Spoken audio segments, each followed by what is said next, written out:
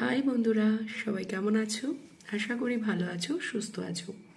চলো দেখে নিই আজকের দিনে তোমাদের সারাউন্ডিংয়ে থাকা সে সমস্ত ব্যক্তিরা যারা তোমাদের সামনে কিছু বলতে পারে না এবং পিঠ পিছনে কিছু কথা বলতে চায়, সেটা তোমাদের love life, work place life বা কোনো রকম ফ্যামিলি লাইফে।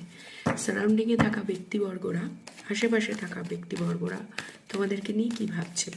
অবশ্যই চ্যানেলটিকে ভালো লাগলে পরে সাবস্ক্রাইব করে রাখবে এবং এই ভিডিওটি যদি তোমাদের সাথে রেজোনেট করে যায় তাহলে ডবল ট্যাপ দিয়ে লাইক প্রেস করে নেবে। নিজের কথা মনে মনে ভাববে, অন্য কারো কথা নয়। অবশ্যই এই রিডিংটি ক্লেম করবার জন্য থ্যাংক ইউ ইউনিভার্স কমেন্ট সেকশনে অবশ্যই লিখবে। ইয়েস, তোমাদের লাইফে কোনো থার্ড পার্টি থাকতে পারে, তোমাদের প্রতি প্রচণ্ড নোজি, নেগলেক্টেড, তোমাদেরকে ইগনোর করার তো চেষ্টা করছে, বাট ইগনোর করে কোনো লাভ নেই। তোমরা থার্ড পার্টিকে ইগনোর করো, সেটা থার্ড পার্টি ভালো করে বোঝে। এই ব্যক্তিটি চায় তার মাইন্ড গেমে তোমরা পার্টিসিপেট করো।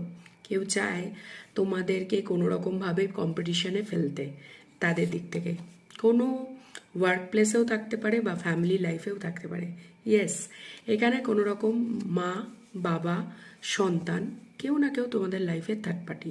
তোমাদের নিজেদের দিক থেকে নয়, তোমাদের লাভ লাইফে কেউ না কেউ আছে যাকে মাসি, পিসি, মাতৃস্থানীয় পাবো, কাকু, জেঠু বা দাদা হিসেবে দেখো।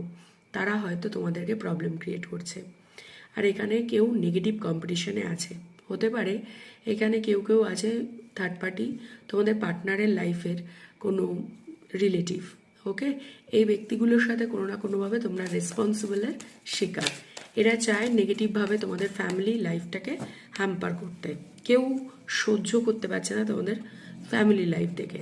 ইয়েস, তোমাদের কোনো সিক্রেট যাদেরকে একসময় বলেছিলে তাদের মধ্যে থেকে একজনকেও তোমাদের লাইফে থার্ড পার্টি।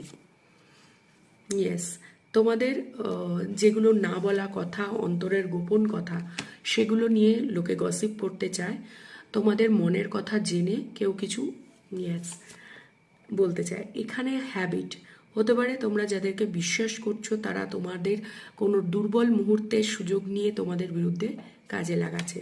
সো দ্যাট তোমাদের বোঝা উচিত কাদেরকে কী সব বলছো। ওকে, ডেস্টিনি, কোনো রকমভাবে ডেস্টিনি তোমাদের সহযোগিতা করছে, তাই হয়তো তারা তোমাদের সামনে মুখ খুলতে পারছে না।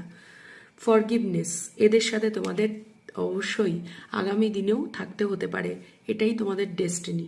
ক্ষমা করে দাও, ক্ষমা করে দিতে বলছে। এরা হতে পারে ইনডিসাইসিভ, তোমাদের সাথে কি করা উচিত সেটা জানে না।